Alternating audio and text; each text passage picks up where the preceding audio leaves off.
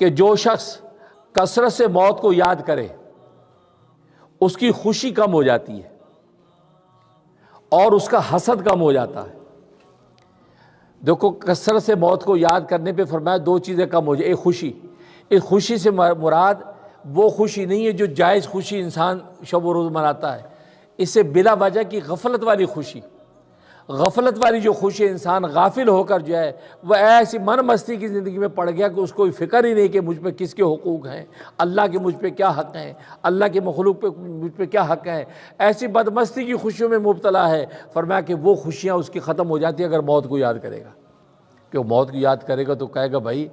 مرنا ہے، مرنے کی کیا تیاری ہے، ہم ٹھٹھے کر رہے ہیں، مذاق کر رہے ہیں۔ اب خدا نہ خواستہ کسی کو خبر ہو کہ میں پھانسی پہ چڑھنے والا ہوں تو کیا خیال ہے، وہ تو اس سے تو ہنسا بھی نہیں جائے گا۔ بھئی یہی تصور ہم کریں کہ ہم نے ایک نہ ایک وقت میں ہم نے جو ہے وہ اللہ تبارک و تعالیٰ کے سامنے پیش ہو جانا ہے۔ جیسے ہمارے بڑے دنیا سے چلے گئے ہم نے بھی چلا جانا ہے، تو اس موت کا جب تصور کرے گا تو فرمایا یہ غفلت والی خوشی جو اللہ رسول سے اس کو غافل کر دے گا، حقوق سے غافل کر دی، خوشی اس کی ختم ہو جائے گی۔ پھر یہ ہنسنا بھی چاہے گا، ٹھٹھے بھی کرنا چاہے گا تو نہیں کر پائے گا۔ اور دوسرا فرمایا حسد کم ہو جائے گا۔ اور آج آپ جانتے ہیں دنیا میں حسد ہی سب سے بڑا مرض ہے۔ یہ حسد ایسا مرض ہے کہ اس نے خاندان توڑ دیے ہیں، رشتے توڑ دیے ہیں، آپس میں تقدس احترام توڑ دیے ہیں، یہاں تک کہ بڑے بڑے ملک توڑ دیے ہیں۔ حسد، صرف حسد۔ کوئی ایک ملک دوسرے ملک سے آگے نکلتا اس کو حسد ہوتا ہے، یہ کیسے نہیں کر رہا ہے، اب وہ جو ریشہ دوانیاں کہ اس ملک کی بنیادوں کو کھوکھلا کرتا ہے۔ یہ صرف حسد، کیونکہ حسد جو یہ وہ پہلا گناہ جو ابلیس کے اندر اٹھا تھا۔